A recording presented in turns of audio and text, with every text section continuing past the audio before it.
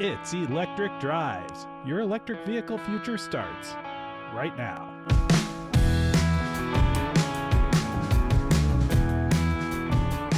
Welcome to the show. I'm Anthony Algmin, and I'm joined by my co-host, Bob Reese. We created this show to make it easier for others looking to move to electric vehicles, and that's more and more people every day. We're out there using EVs in normal commutes and road trips, and we'll share the wisdom we've gained from living our lives with electric vehicles.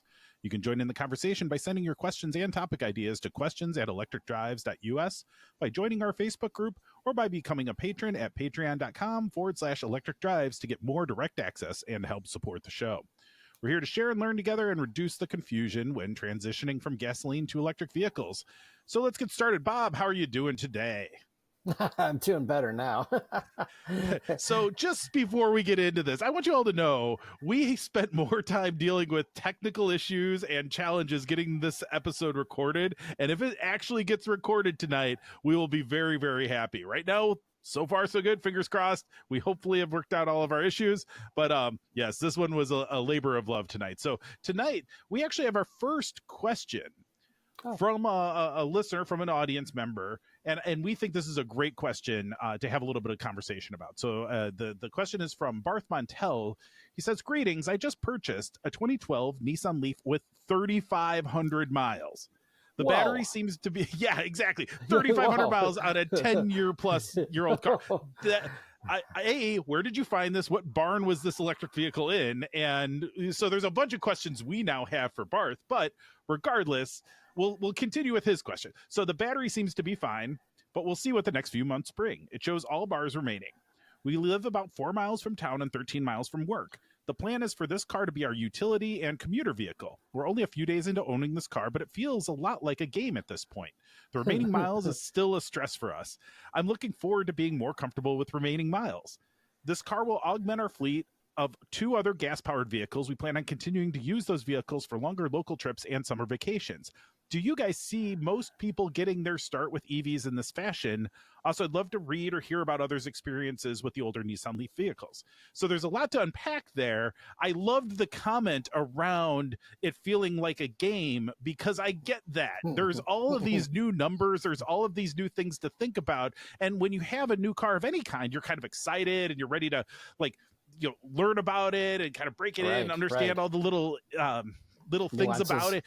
But yeah, the with an electric vehicle, it's just amplified, right? And even an older EV like a Nissan Leaf, they're really different. When you first take ownership, they're quiet and you don't know what all the numbers be, and it's scary. Like, is my car just going to run out of battery and be gone? Like, how many times? I'm sure all of us have had a phone whose battery has just gone kaput on us one day. Like, we ran out of charge one day and the phone shuts off. Like, that's happened to everybody.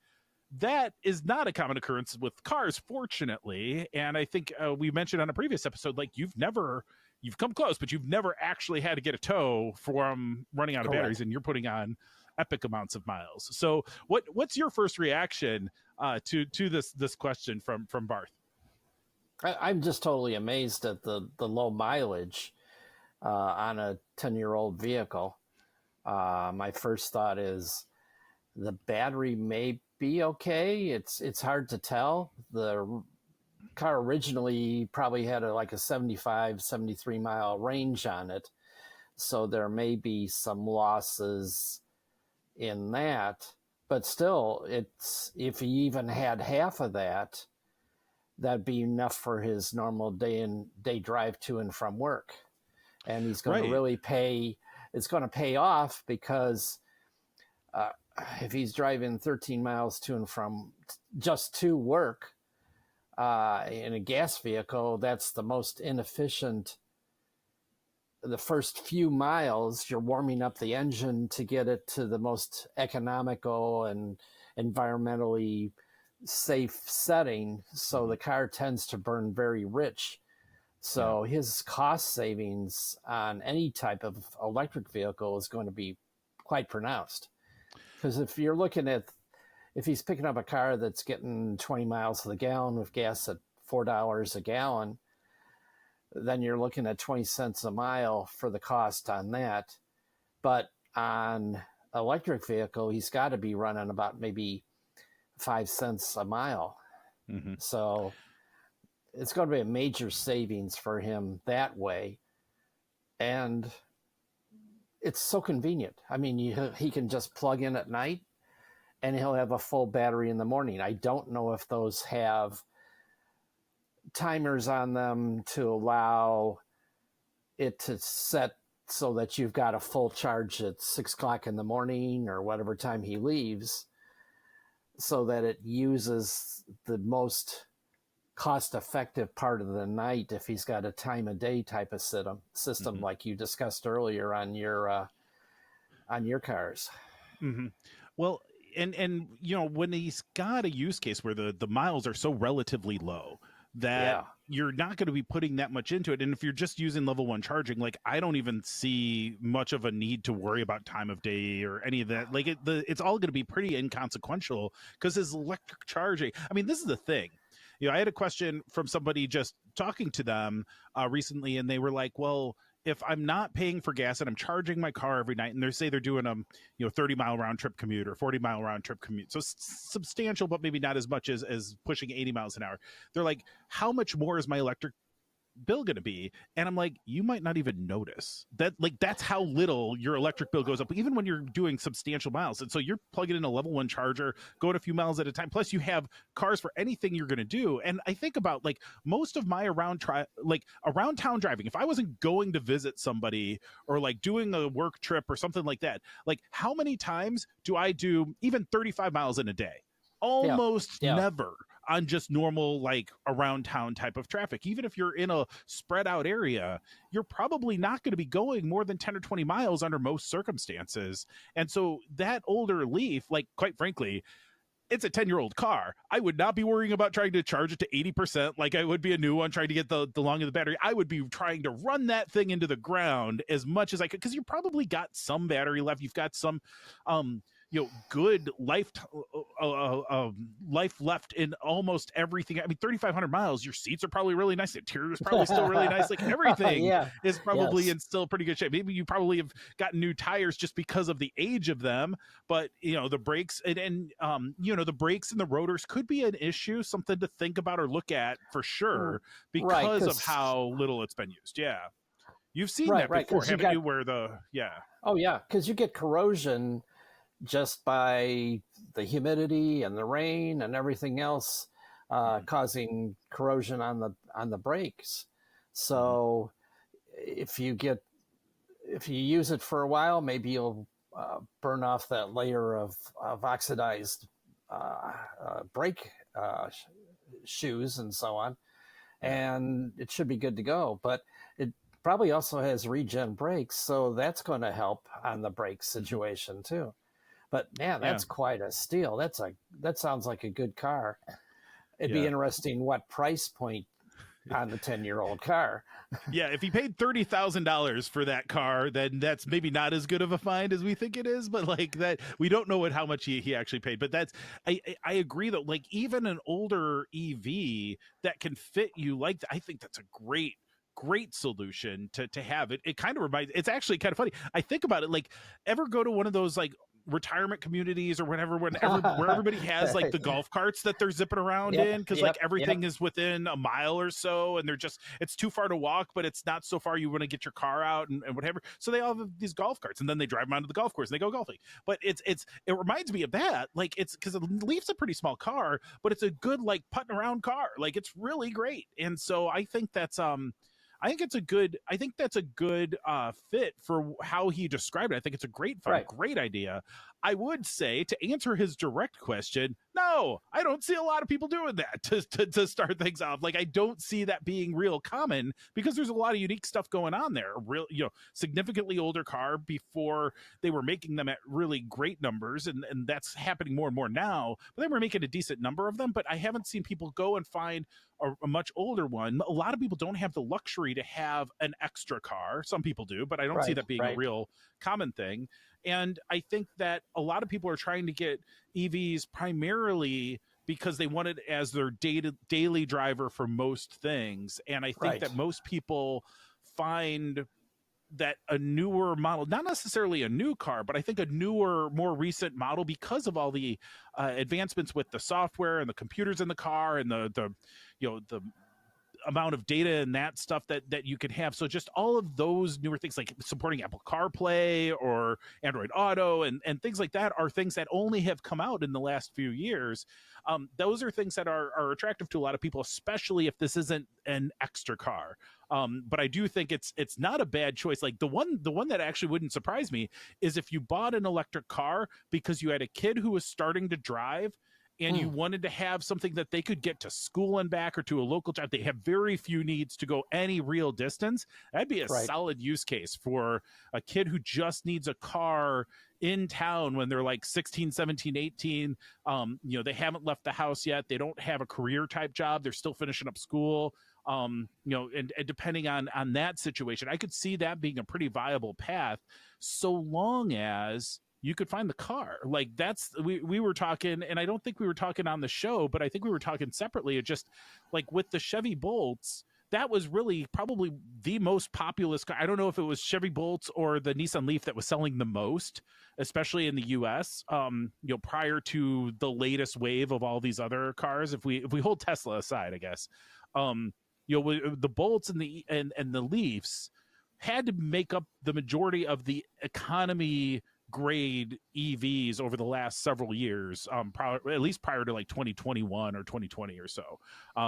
But the question is, with the battery recall that the Bolts had for GM, and I don't think there's been anything equivalent like on the Nissan side, but the Bolts, because of that recall, a lot of the availability of those cars has been reduced because they're still waiting for new batteries, and that's an ongoing process. It takes a long time to replace the batteries in these several thousand cars that are out there that ultimately need that battery repair. And I think if I recall you saying that's like an 8-hour repair or something, like that's a full day to do one battery swap for one of those cars. Is that right? I've been hearing mixed stories on that. I've been hearing that they can do it in half a day or so. Okay, but still it's a fair amount of time. Yeah. But the initial discussions on them it was an all-day process, plus then they'd have to do software updates. Then they'd charge it overnight and try it the next morning to make sure that everything was meeting specs. So I know on my wife's car, hers was held overnight, but I don't think it took all day for them to put in the battery. Interesting. Well, and it gets me thinking too. I've heard a lot of horror stories. This is going a little bit tangential to it, but I've heard horror stories about people taking their cars in for updates of whatever kind, software updates, and it does take like an entire day, and they're not quite as stable as dare I use Microsoft as the example here? Like Microsoft Windows updates are fairly example, though I've had more than one computer brick during that process in my life. But the cars, I've heard horror stories about, A, it takes a really long time, and B, sometimes these cars have troubles and they don't necessarily have the amount of failovers when something goes wrong or something glitches or something doesn't update correctly. These are very complex systems, and they're really doing a lot of things with these updates that they hadn't done prior to the last few years. And especially in the legacy automakers are really struggling to be able to get that figured out, because that's a whole different kind of business. Software development, software updates. Oh yeah. These are not, cars were never designed to do that back in the day. No, it's quite a development over the last few years, and especially with some of the refinements. I know there were software updates on the Bolts when they discovered the battery issue.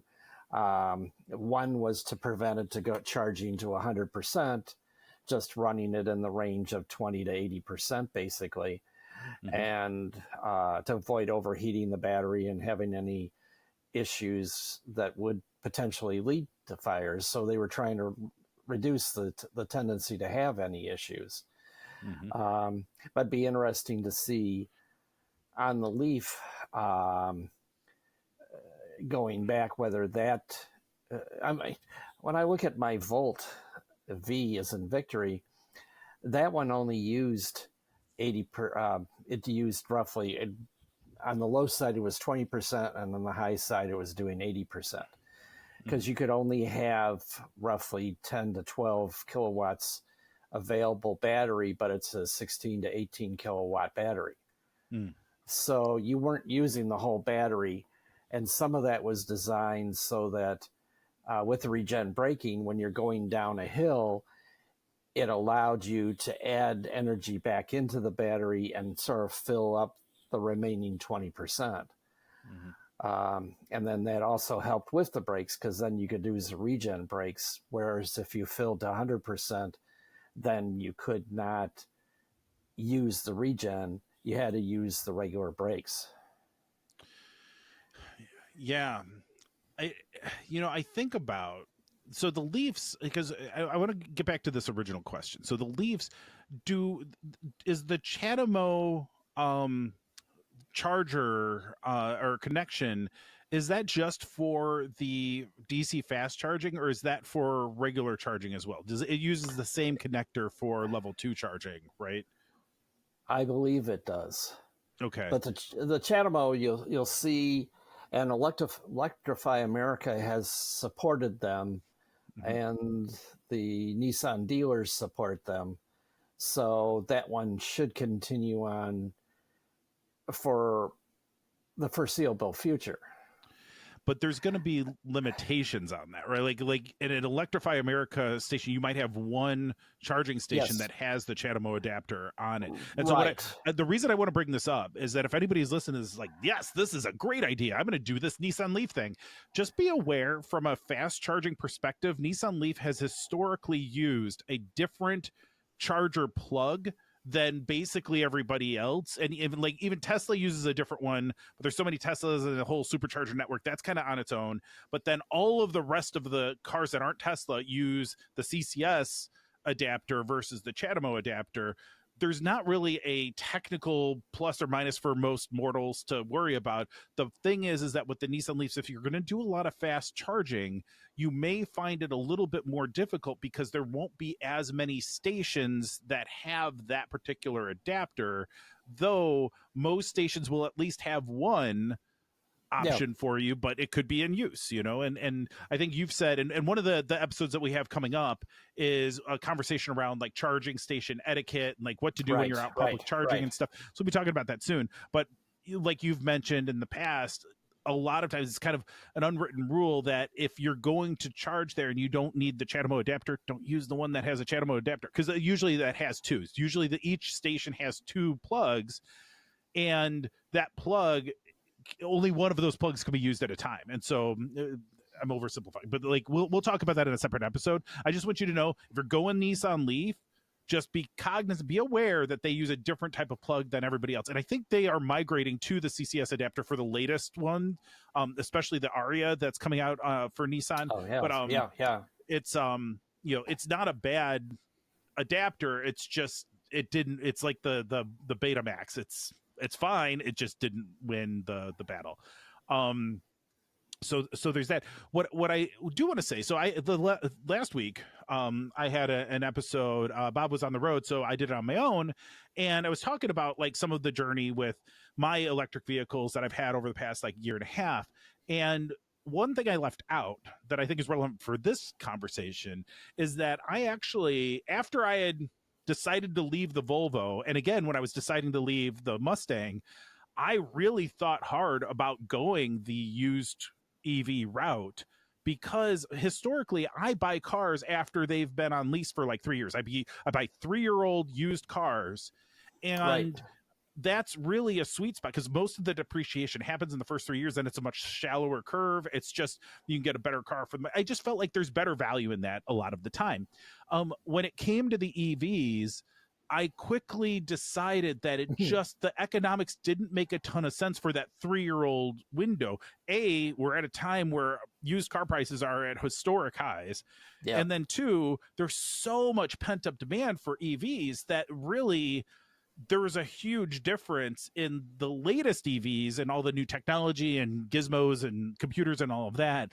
And the price differential just wasn't great enough. And so the unique nature of the current EV market was just, it didn't lend itself to my traditional pattern of buying something that was a few years old. Although I do remember the Jaguar dealership that had a 2019, this was 2021, mind you, it had a 2019 Jaguar E-Pace, or I forget which one their electric one is, but they had one and it had been sitting on the lot for 2 years and they were trying to sell it for new at like $60,000. And I'm like, you people are crazy if you think that car is going to sell. It's probably still on the lot now because it was already dated in technology. And I wasn't a big Jaguar fan to begin with because I think they're not very reliable, but it's and the style's just never been for me. But like I saw that, I'm like, well, it'd be cool to get this thing at a great discount because clearly nobody wants. And they were just like, oh, you should love this. We're going to take $5,000 off of its list price. I'm like, but it's 2 years old, but you can buy it as new. I'm like, this is not good logic here, guys. But yeah, so it's interesting. Like, be on the lookout, everybody out there. Just know that times are crazy and people will try to sell you crazy things. Like, and this is why you listen to this podcast, is that you want to be informed so that you know in this new world of EVs what you need to know and what you need to watch out for, because a lot of these places, they don't even know better. It's not even like they're trying to trick you. It's just that they haven't been in this either. They're just trying to sell some cars, man. They're just doing a job. They're just trying to move the product.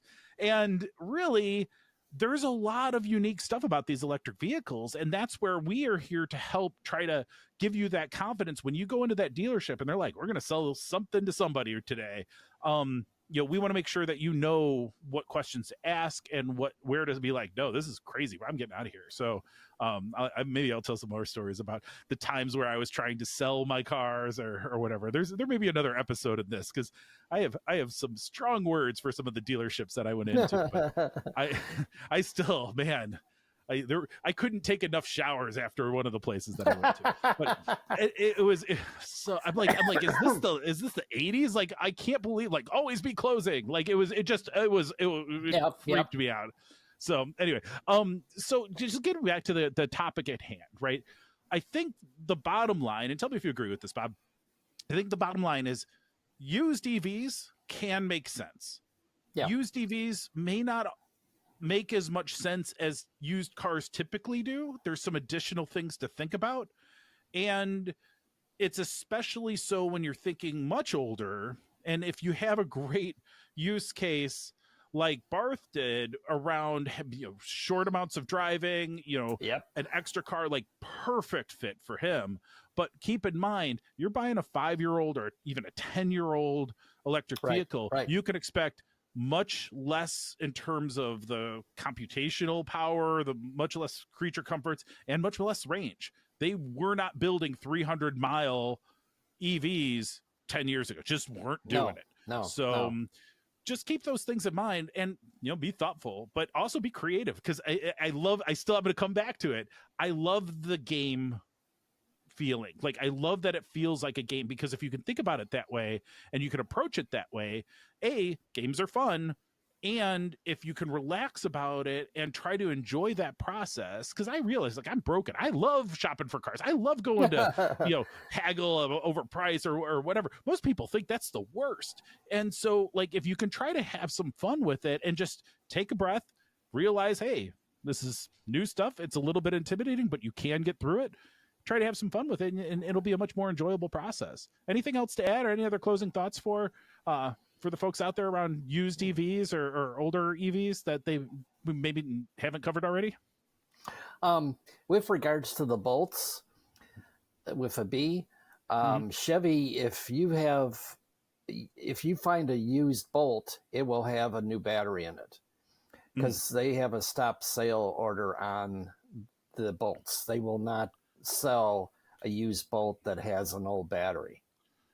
So they'll have done a battery placement. But Chevy's doing it kind of interestingly. You can drive by a Chevy dealer and see a number of used bolts, but they're not for sale, because they're taking care of existing customers first, rather than replacing the batteries in the graveyard, so to speak. So it's kind of interesting from that aspect. So if you do see used bolt, be assured that it does have a replaced battery. Just to clarify, is that only true of Chevy dealerships or GM Yes. dealerships, or is that Yes. so if you see an individual seller or some other dealership, you don't necessarily have that guarantee, but at a Chevy dealership, you should be good to go? Yeah, at a Chevy dealership, you're guaranteed that it's going to be a replaced battery. Got it. But if you buy from Joe down the street, who knows? Buyer beware. Well, yeah, and that's probably true all the time. Not to mention, just because it's an EV and you're buying something used or buying it from a private party, definitely get it inspected and find a shop that understands EVs, because there are still things. I mean, it's still a car. There's still suspension. There's still wheels. There's still brakes. All of that stuff still applies. There's fewer hoses, and the everything's kind of contained in the powertrain, but definitely get it checked over, and a decent mechanic will at least be able to look it over and say, is there anything of cause for alarm? Does it look like it's gotten water or whatever? So keep that in mind. With that, we're all out of time, so that wraps up our show for today. Don't forget to subscribe and hit that YouTube bell icon. Join our Facebook group and send your questions and topic suggestions to questions@electricdrives.us. If you'd like to get more direct access and help support the show, please join us on patreon.com/electric drives. Thank you for spending some time with us, and we wish you a smooth road ahead on your own electric drives. Thanks, everybody. Thank you.